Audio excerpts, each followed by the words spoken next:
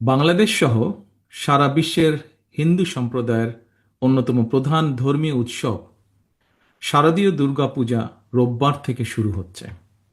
আমি শারদীয় দুর্গাপূজা উপলক্ষে দেশের হিন্দু সম্প্রদায়কে জানাই আন্তরিক শুভেচ্ছা।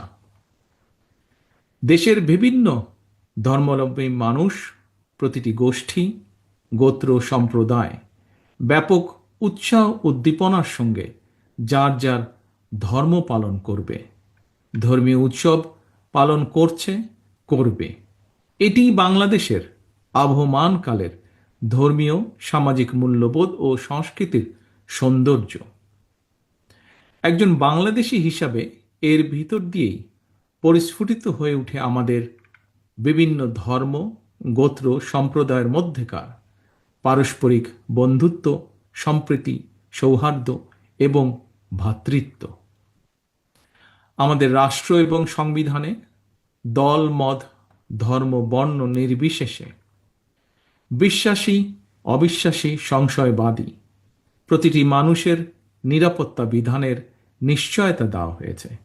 সুতরাং বাংলাদেশের প্রতিটি নাগরিকের নিরাপত্তা বিধান করা রাষ্ট্রের দায়িত্ব। পবিত্র হাদিসেও এ ব্যাপারে নির্দেশনা রয়েছে। যে ব্যক্তি রাষ্ট্রের নিরাপত্তা প্রাপ্ত অমুসলিমকে নির্যাতন করে, তার অধিকার খর্ব করে, তাকে সাধ্যের অতিরিক্ত কাজ চাপিয়ে দেয় বা তাদের অসম্মতিতে ধন সম্পদ হরণ করে নেয়, এ ধরনের জুলুমের বিরুদ্ধে আমাদের প্রিয় নবী তার উম্মতদেরকে সতর্ক করে দিয়ে বলেছেন, কিয়ামতের দিন আমি সেই ব্যক্তির বিরুদ্ধে লড়ব। ফ্যাসিবাদ মুক্ত বাংলাদেশে দেশের একজন নাগরিক হিসাবে অপর নাগরিকের নিরাপত্তা এবং সম্মান রক্ষায় যথাযথ ভূমিকা রাখবে এবং নৈতিক দায়িত্ব পালন করবে, এটিই স্বাভাবিক। তবে শারদীয় উৎসবকে ঘিরে ফ্যাসিবাদী শাসন আমলের মতন কেউ যেন কোনোরকম সাম্প্রদায়িক পরিস্থিতি কিংবা নিরাপত্তা বিঘ্নিত হওয়ার মতন কোনো অপচেষ্টা করতে না পারে, সে ব্যাপারে সতর্ক এবং সজাগ থাকার জন্য আমি দেশের আইন শৃঙ্খলা রক্ষাকারী বাহিনীর প্রতি আহ্বান জানাই। দেশের হিন্দু সম্প্রদায়ের প্রতি আমার আহ্বান, আপনারা উৎসাহ উদ্দীপনা সহকারে নিশ্চিন্তে, নিরাপদে সারা দেশে উৎসব আনন্দ উদযাপন করুন। সৌহার্দ্য সম্প্রীতির বার্তা ছড়িয়ে দিন।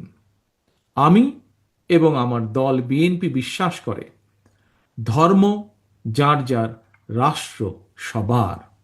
ধর্ম যার যার, নিরাপত্তা পাবার অধিকার সবার। সবশেষে আমি আবারও আমার এবং আমাদের দল অর্থাৎ ধর্ম, বর্ণ নির্বিশেষে বাংলাদেশের গণতান্ত্রিক আমি মানুষের দল বিএনপির পক্ষ থেকে দেশের হিন্দু সম্প্রদায়ের প্রতি আবারও শারদীয় দুর্গাপূজার আন্তরিক শুভেচ্ছা জানাই।